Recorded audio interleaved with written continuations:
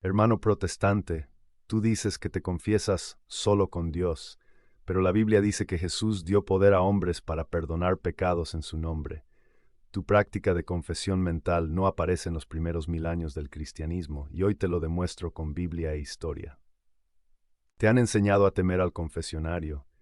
Te han dicho que arrodillarse ante un sacerdote es idolatría y que ningún hombre tiene poder para perdonar, solo Dios. Suena lógico, suena piadoso, pero es una verdad a medias que se convierte en una mentira completa. ¿Qué harías si te mostrara con tu propia Biblia el momento exacto en que Jesús transfirió su autoridad judicial a los apóstoles?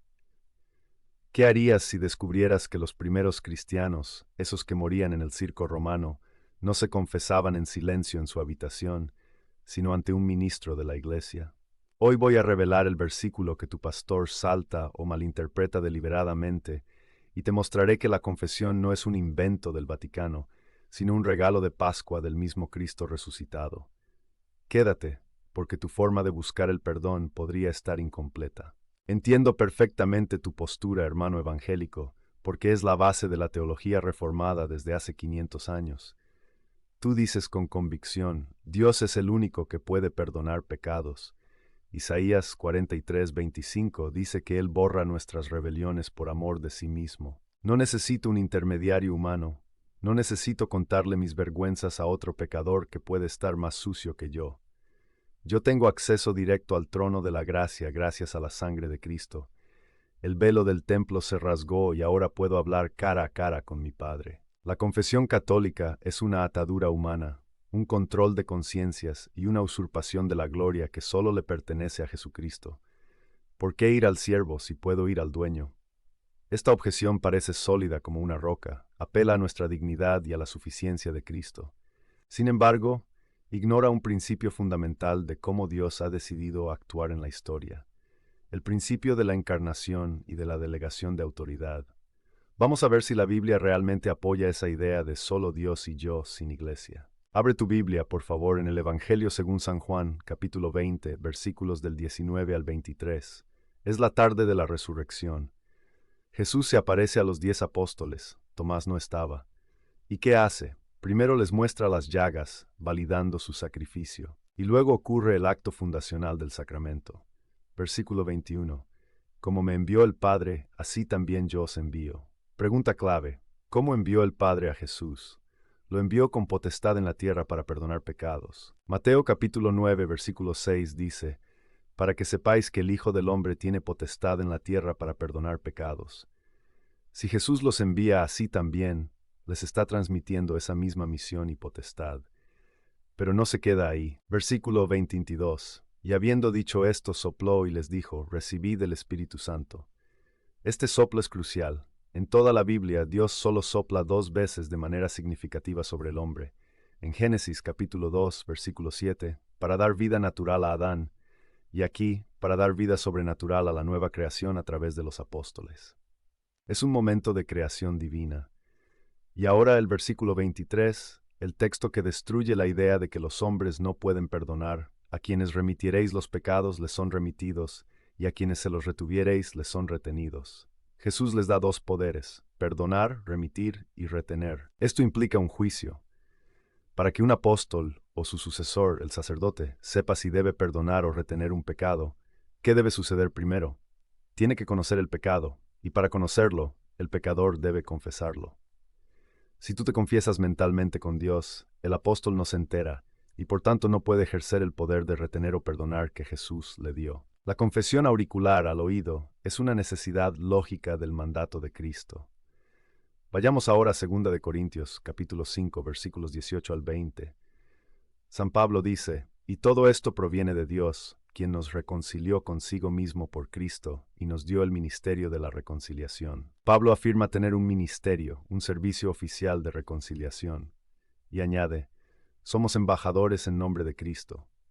El embajador tiene la autoridad del rey. Cuando el sacerdote dice, yo te absuelvo, no lo dice por su poder, sino como embajador que ejerce la autoridad delegada del Rey de Reyes. Finalmente, mira Santiago capítulo 5, versículo 16.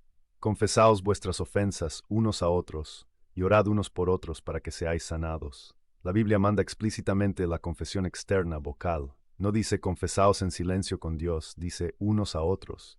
Y en el contexto, versículo 14, esos otros son los presbíteros, ancianos sacerdotes de la iglesia que ungen con aceite. Hablemos de historia, porque el protestantismo a menudo vive en una amnesia de 1500 años. ¿Cómo entendieron este mandato los cristianos que aprendieron de los apóstoles? Documento, la Didache o enseñanza de los 12 apóstoles, escrita en el primer siglo, años 60 a 90, contemporánea a los evangelios. En el capítulo 4, versículo 14 dice, en la reunión de los fieles confesarás tus pecados y no te acercarás a la oración con conciencia mala. Y en el capítulo 14, versículo 1, reunidos cada día del Señor, romped el pan y dad gracias, después de haber confesado vuestros pecados, a fin de que vuestro sacrificio sea puro.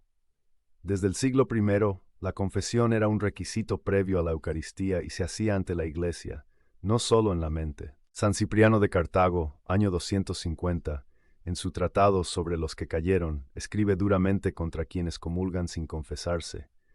Desprecian confesarse de su crimen, y antes de que hayan sido expiados sus delitos, antes de que haya sido hecha la exhomologesis, confesión de su crimen, hacen violencia al cuerpo y a la sangre del Señor. Cipriano habla de una confesión externa y de una expiación impuesta por la Iglesia. San Basilio el Grande, siglo IV, dice, es necesario confesar los pecados a aquellos a quienes se les ha confiado la dispensación de los misterios de Dios. ¿Quiénes son los dispensadores? Los sacerdotes.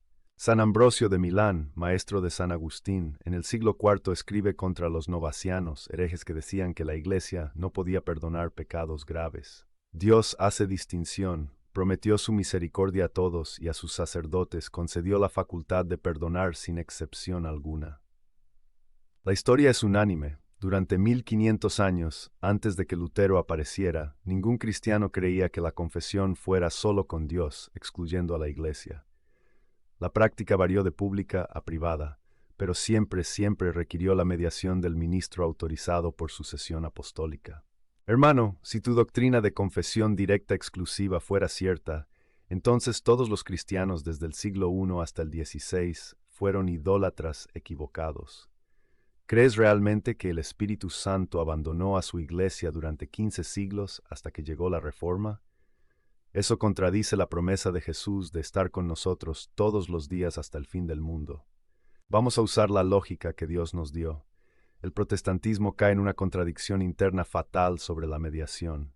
Tú dices, no necesito intermediarios. ¿Pero quién te bautizó? Un pastor, intermediario. ¿Quién te predicó el Evangelio? Un predicador, intermediario. ¿Quién escribió la Biblia? Profetas y apóstoles, intermediarios. ¿Quién tradujo la Biblia al español? Casiodoro de Reina, intermediario. ¿Aceptas intermediarios humanos para recibir la palabra de Dios, para recibir el agua del bautismo, para recibir la enseñanza, pero rechazas al intermediario para recibir el perdón? Es una incoherencia total. Dios es consecuente. Si usa hombres para darte la fe, Romanos 10:17, usa hombres para restaurarte en la fe. Además, el pecado nunca es solo entre Dios y yo. Cuando tú pecas, incluso en secreto, dañas al cuerpo de Cristo que es la Iglesia. Bajas el nivel espiritual de toda la comunidad. Por eso necesitas reconciliarte no solo con la cabeza, Dios, sino con el cuerpo, la Iglesia. El sacerdote representa a ambos, a Dios y a la comunidad. Piénsalo jurídicamente. Si cometes un crimen civil, no puedes ir a tu cuarto y decir, Juez Supremo, perdóname, y pretender que la cárcel desaparezca. Tienes que enfrentar a la autoridad delegada por el Estado.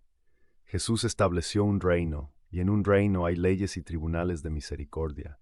En Juan 20:23, Jesús instituyó un tribunal de misericordia donde el sacerdote es el juez que dicta sentencia de absolución, no por su poder, sino por la autoridad del rey. Y hay un argumento psicológico y humano profundo. Somos seres de carne y hueso. Necesitamos escuchar con nuestros oídos físicos, tus pecados te son perdonados. La confesión mental subjetiva siempre deja la duda. ¿Me habré arrepentido bien? ¿Dios me escuchó o solo hablé conmigo mismo? Cuando el sacerdote, bajo secreto de confesión y con la autoridad de Cristo, traza la señal de la cruz y te absuelve, tienes la certeza objetiva, externa y tangible de que has sido perdonado. Dios sabe que necesitamos signos sensibles. Por eso se hizo carne. La confesión sacramental es la continuación de la lógica de la encarnación. Dios nos toca, nos escucha y nos habla a través de la humanidad del sacerdote. Negar esto es caer en un espiritualismo gnóstico que desprecia la mediación humana que Dios eligió. Vamos a responder rápido a lo que tu pastor te dirá para defenderse. Objeción 1. En Marcos 2:7 los escribas dicen, ¿quién puede perdonar pecados sino solo Dios? Jesús les da la razón. Respuesta: falso. Jesús no les da la razón en su exclusivismo. Jesús les demuestra que Él, siendo hombre, hijo del hombre, tiene poder para perdonar. Y luego en Mateo 9:8, la gente glorifica a Dios que había dado tal potestad a los hombres, en plural. Jesús demostró que el poder de perdonar pecados podía residir en la naturaleza humana unida a la divina, y luego transfirió ese poder a sus apóstoles. Dios perdona, sí, pero lo hace a través del instrumento que Él elige. Objeción 2. El sacerdocio levítico se acabó, ahora todos somos sacerdotes. Primera de Pedro 2:9. Respuesta: cierto, todos tenemos el sacerdocio común de los fieles, podemos ofrecer sacrificios espirituales, pero eso no elimina el sacerdocio ministerial. En el Antiguo Testamento, Israel era un reino de sacerdotes, Éxodo 19:6, y aún así tenían sacerdotes ministeriales levitas. En el Nuevo Pacto, todos somos sacerdotes por el bautismo, pero hay un ministerio específico ordenado por imposición de manos, Hechos 6:6, Primera de Timoteo 4:14, que tiene funciones que no todos tienen, como perdonar pecados y consagrar la Eucaristía. Si todos somos iguales en autoridad, ¿por qué Pablo manda a Timoteo a reprender y ordenar? Objeción 3.